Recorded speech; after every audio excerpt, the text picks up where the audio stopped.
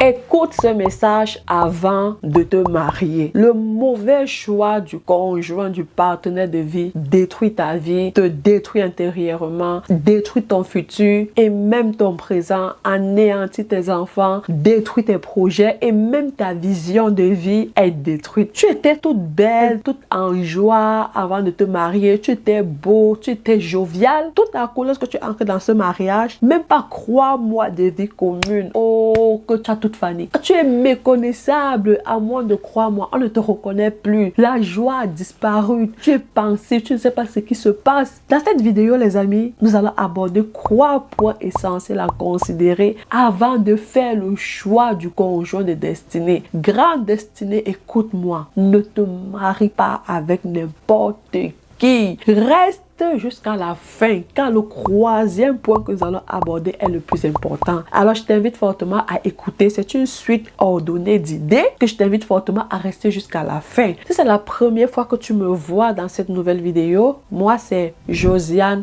Winners. Je t'invite fortement à liker la vidéo. Ensuite, active la cloche de notification et enfin, abonne-toi dans cette nouvelle chaîne pour être informé à chaque fois qu'il y aura du nouveau contenu. On va tout de suite commencer au premier point. Le premier point à considérer implique Dieu dans le choix du conjoint de destinée.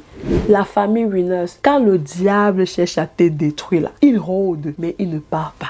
Tu te rends compte quand tu étais enfant, cette maladie t'a frappé, tu es toujours en vie. Quand tu étais ado, là, il a tout fait, mais tu es toujours debout. Mais il ne désespère pas facilement. Il rôde, il est toujours là. Il va tendre les oreilles. Quand tu veux déjà te marier, il va préparer ce conjoint de destinée ou cette conjointe-là, physiquement comme tu aimes là. Il connaît tes critères. Il va te connecter avec cette personne. Quand tu vas le voir, l'homme là ou la femme là, tu vas dire, waouh, les amis, on ne choisit pas n'importe qui pour mari ou pour femme. Il est écrit dans la Bible, dans Genèse 2, verset 7 à 23, au niveau du verset 18, Dieu dit, il n'est pas bon que l'homme soit seul. Donc nous voyons que c'est Dieu qui a institué le mariage. Dieu veut que l'homme et la femme soient unis. Parce qu'il sait que lorsque vous êtes deux, vous êtes capable de tout affronter. Quand vous êtes à deux, vous êtes capable de tout résister à la tempête. Deux vaut mieux que un. Quand j'ai 2 mains que vous voyez là, je peux facilement tenir mon téléphone avec 2 mains. Je peux facilement attraper plusieurs bois ensemble avec 2 mains qu'une seule main. Le diable sait qu'à 2 on est plus fort. Donc il a une stratégie de diviser pour mieux régner. Il divise pour mieux régner parce qu'il sait qu'en divisant, les enfants sont détruits. L'homme est détruit. La femme est détruite. La famille est détruite. Et là, il est fier. Là, il est content. Les amis, on ne choisit pas n'importe qui. Il dit également dans le verset 21 que Dieu amena Ève vers Adam. Donc c'est Dieu qui amène la femme vers l'homme. C'est Dieu qui amène le conjoint. Dieu organise les rencontres divinement orchestrées et te connecte avec l'homme ou la femme de ta destinée. Quand tu veux te marier, prie, demande à Dieu, Seigneur, il est temps que je me marie, s'il te plaît, connecte-moi avec tel homme ou telle femme, s'il te plaît. Et quand tu as fait cette prière-là, sincèrement, Dieu va ouvrir les portes et va te connecter avec cette personne de destinée-là. Les amis, quand Dieu va t'amener ta personne, même si physiquement elle n'est pas ton style, s'il te plaît, accepte ça. Dieu ne va jamais t'imposer un choix. Dieu n'impose personne. Dieu ne va pas dire, toi, Josiane, épouse cet homme. C'est pas ça. Dieu n'impose. Même le salut, Dieu ne t'impose pas. Tu es libre d'accepter ou de refuser. C'est pas parce que tu refuses ton choix qu'il va plus t'aimer. Non, il va toujours t'aimer. Tu es son enfant à vie. Donc, je t'en supplie, le choix que quand tu vas prier, quand Dieu va se connecter à toi, accepte ce choix. Et quand tu vas voir ça, prie, tu demandes encore à Dieu, Seigneur, cette femme ou cet homme qui est là pour m'épouser, si ce n'est pas ton choix, Seigneur, ferme cette porte.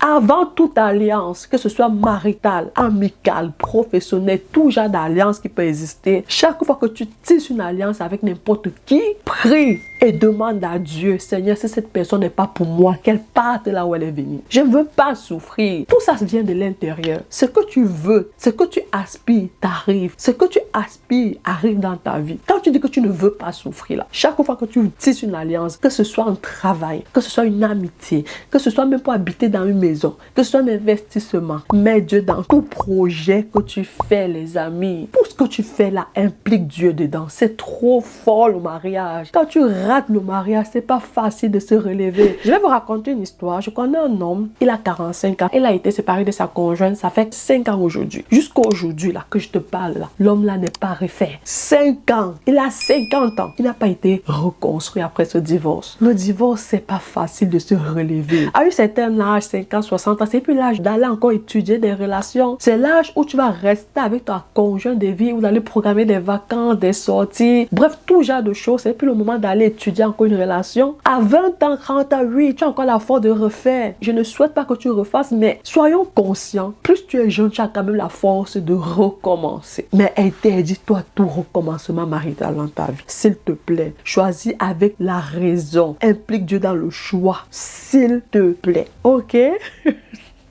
On va passer au deuxième point. Le deuxième point est épouse un conjoint ou une conjointe qui craint Dieu.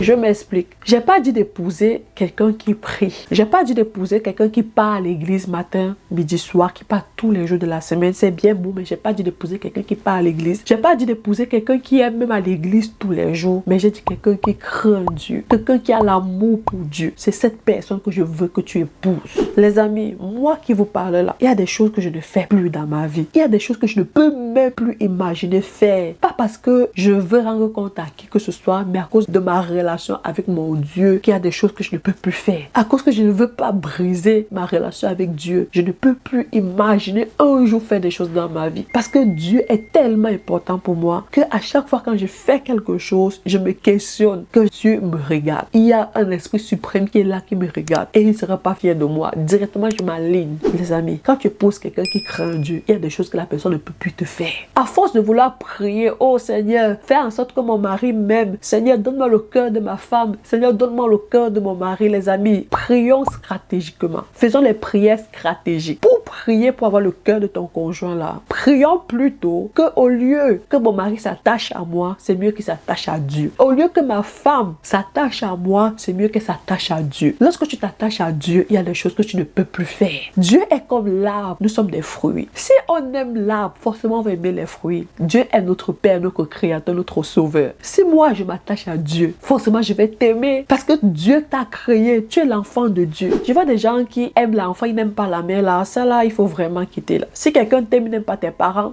il faut fuir la personne. Parce que toi, tu sors de tes parents. Si quelqu'un aime Josiane, n'aime pas ma mère ou n'aime pas mon père, t'as vu que tu ne m'aimes pas. C'est un semblant d'amour. Moi, je m'éloigne totalement. Parce que je sors de ma mère, je sors de mon père. Donc, si tu m'aimes, forcément, tu veux aimer mes parents. C'est la même chose. Si tu aimes Dieu, si ton conjoint aime Dieu, forcément, il va t'aimer. Forcément, il va t'aimer. Les amis, il y a tellement de belles femmes ici dehors. Il y a tellement de belles hommes. Tu vois comme ça, toi, mais tu dis, yes, Dieu a pris le temps pour bâtir cette créature si merveilleuse. Mais pourquoi les gens ne succombent pas à ça? C'est pas parce qu'ils sont trop forts ou fortes, hein. C'est parce que à cause de leur relation avec Dieu, il y a des choses qu'ils ne peuvent plus faire. Prie pour que ton mari craigne Dieu. Et quand il va craindre Dieu là, il va te respecter. Il va te valoriser. Il va t'aimer. Il va tout faire. Prions pour que le cœur de nos conjoints et conjoints de destinée s'attache plutôt à Dieu qu'à nous. Ok?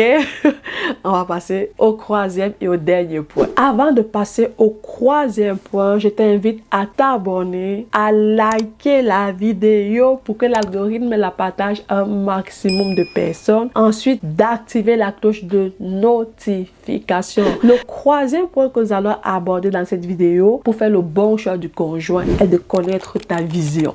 Je m'explique, les amis winners, que ce soit homme ou femme, c'est quoi ta vision? C'est quoi tes projets futurs? C'est quoi ton aspiration? C'est quoi ton devenir? Qu'est-ce que tu veux devenir dans cette vie? Quel est ton métier? Grâce à tous ces questionnements-là que tu vas te diriger vers le choix du conjoint, de la conjointe des destinées. Les amis, si on prend l'exemple d'un entrepreneur, si tu aspires à l'entrepreneuriat, tu vas pas épouser n'importe qui. Tu n'épouses pas une fillette, tu épouses une femme. Un entrepreneur est amené à faire les voyages d'affaires, à signer plusieurs contrats. Parfois, il n'a même pas le temps de respirer. Il il est toujours au travail. Est-ce que la femme de destinée que tu vas épouser sera capable de t'accepter comme tu es? Est-ce qu'elle sera capable de t'accompagner dans ton projet entrepreneurial? C'est ça que tu vas te questionner avant d'épouser cette femme-là. C'est bien beau de se marier, mais à quel prix? Si tu es un pasteur, tu aspires au ministère prophétique, ou bien tu aspires à l'évangélisation, ou bien si tu veux juste accompagner les âmes, tu n'épouses pas n'importe qui. Tu auras plusieurs défis qui se tiendront sur ton chemin. Tu vas prier pour les gens, tu vas intercéder pour les gens, tu vas gêner pour les gens. Les femmes de pasteurs sont tellement bonnes, je les applaudis tout le temps, parce qu'elles ont cette capacité-là à accepter leur mari, à les conduire, à les soutenir et accepter même la communauté chrétienne. Donc, si tu es un pasteur, tu vas épouser une fille, tu vas épouser une femme. Et si toi, tu es cette winner-là, tu veux tellement devenir une grande femme d'affaires ici sur cette terre,